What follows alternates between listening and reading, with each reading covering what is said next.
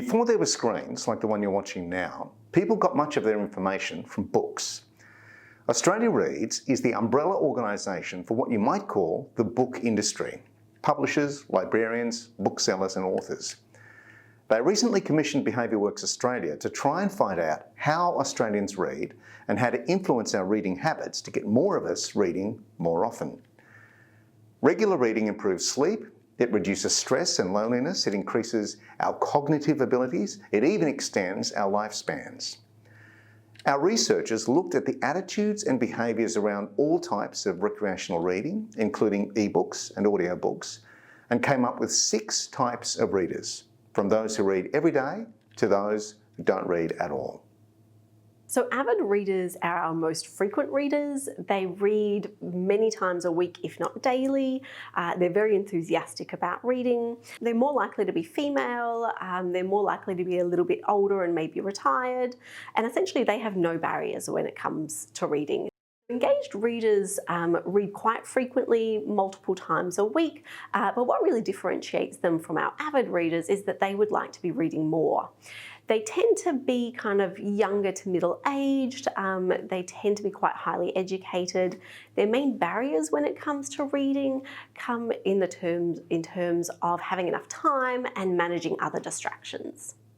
Ambivalent readers are quite an interesting category.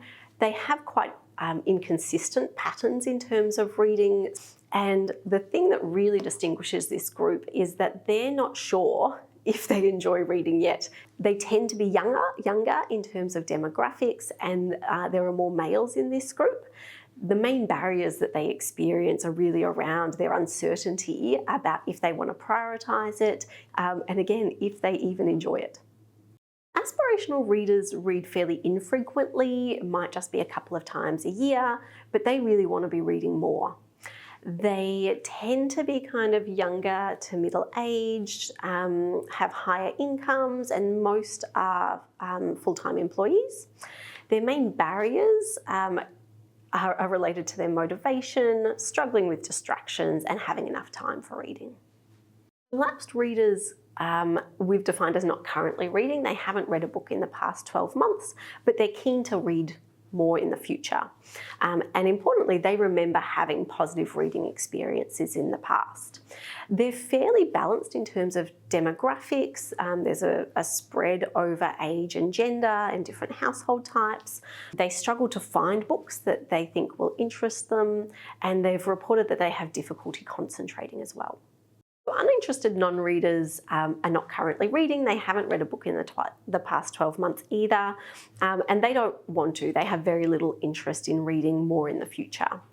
And their biggest barriers when it comes to reading are, unsurprisingly, that they just have a general lack of interest in reading. They also report some concentration challenges, and they just have very low motivation to engage with reading. And reading isn't just pick up a book and read. There are 5 steps to the reading journey. So first you have to find books that you might like. You know, that's generally considered browsing for books. You have to choose the books that you actually want to read or take home in some capacity. You have to get the books, whether you're buying, borrowing or downloading. You have to start reading. That's when what we traditionally think of as reading commences, when you actually open up the book.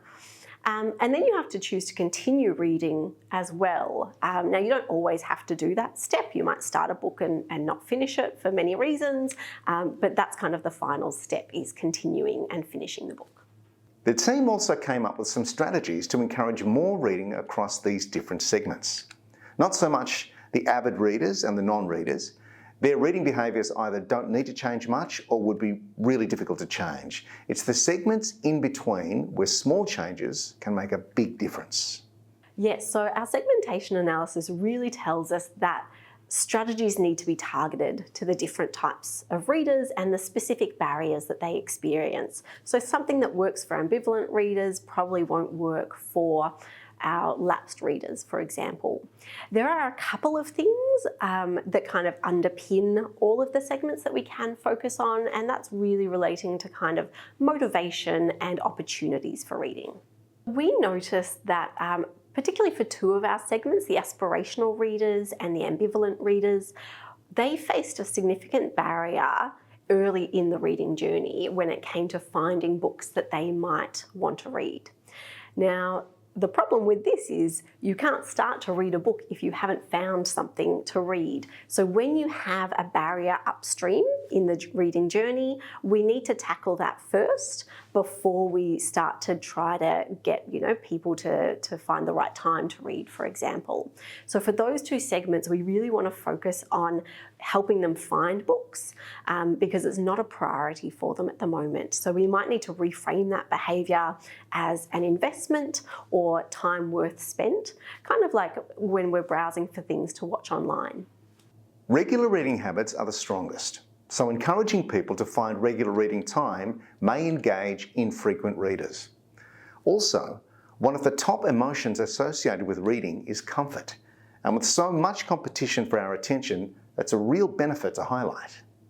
This was somewhat a surprising finding, and it positions reading as something that can bring comfort, joy and relaxation to people, which they might not get from other leisure activities that they engage in. This is particularly important for some of the segments, such as the ambivalent readers, who are still kind of on the fence about reading and the role that it might play in their life. There's also as many different types of reading as there are types of books. You don't need to be in a particular mood or chair or library. You can fit your reading to your lifestyle.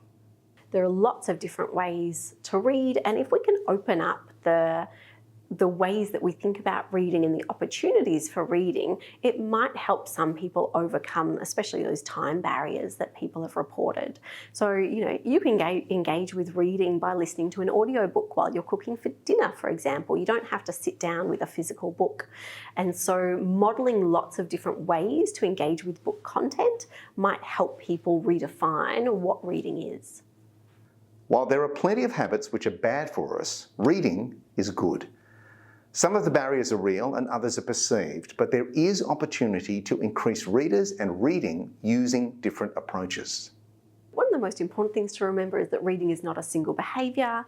There are those 5 steps along the reading journey, and we need to find strategies to make all of those stages easy for people to engage with so that they can get further along and finish that reading journey.